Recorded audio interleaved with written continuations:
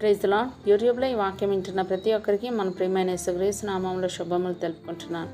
ఈరోజు మనం ధ్యానించబోయే అంశము నీతి కొరకు ఆకలి దప్పులు గలవారు ధన్యులు. ఈ అంశం కొద్దిసేపు ధ్యానించమని దేవుడు నన్ను ప్రేరేపించారు. అయితే వాక్యం మీ దాకా చేరిందంటే దేవుడు మీరు ఈ వాక్యం వినాలని కోరుకుంటున్నాడు కనుక ఎక్కడ స్కిప్ చేయకుండా పూర్తిగా వినండి. ఇంకా వాక్యం మీకు నచ్చినట్లయితే తప్పకుండా లైక్ చేయండి, షేర్ చేయండి, కామెంట్ కూడా చేయండి. ఇక మనం వాక్యంలోకి వెళ్ళిపోదాం. మత్తయి సువార్త 5వ అధ్యాయం 6వ వచనం చూసినట్లయితే నీతి కొరకు ఆకలి దప్పులు గలవారు దండిలో వారు తృప్తిపరచబడదురు. ఆమేన్. కోటి విద్యలో కూటి కొరకే అన్న సామెత అందరికీ తెలుసు కదా. అంటే మనం ఏం చేసినా అది మన కడుపు నింపుకోవడానికే అంటారు. ఎవరైనా కొంతకాలం ఆహారం తినకపోతే చనిపోతారు.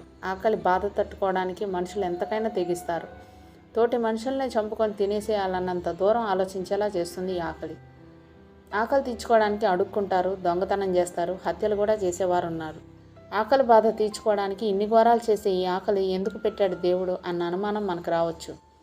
ద్వితీయోపదేశకాండం 8వ అధ్యాయం 3వ వచనం చూసినట్లయితే ఆహారం వలననే గాక యెహోవా సెలవిచ్చిన ప్రతి మాట వలన నరులు బ్రతుకుదురని నీకు తెలియజేయుటకు ఆయన నిన్ను అణచి నీకు ఆకలి కలుగుజేసి నీవే గాని నీ పితరులే గాని ఎన్నడెరగని మన్నాతో నిన్ను పోషించెను అని వ్రాయబడింది.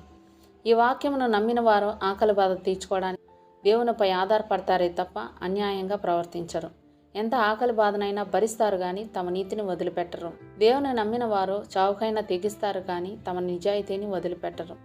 ఐగుప్తు దేశం నుండి కనాను దేశానికి ప్రయాణిస్తున్న ఇశ్రాయేలీయులకు అరణ్యంలో ఆకాశం నుండి మన్నాను కురిపించినప్పుడు దేవుడు వారి నీతిని పరీక్షించినట్లు చూడగలం.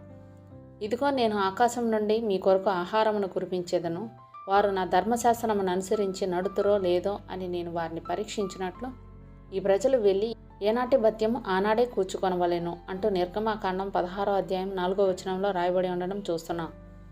ఆహారం కూర్చుకునే విషయంలో దేవుడు వారి నీతిని పరీక్షించాడు. దేవునికి భయపడిన వారు దేవుడు చెప్పినట్టే చేశారు. దేవుని నమ్మని వారు వారి ఇష్ట ప్రకారం చేశారు.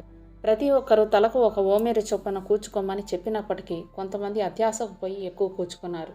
వారిలో ఎక్కువ కూర్చుకున్న వారి ఆహారం ఎక్కువగా మిగల్లేశారు కదా, అంతా కంపు కొట్టింది. దేవుడు వారి నీతికి పెట్టిన పరీక్షలో ఎక్కువ కూర్చుకున్న వారు ఫెయిల్ అయ్యారు. అంటే వారు దేవుని నమ్మనందున ఆజ్ఞని వారు లెక్క చేయలేదు.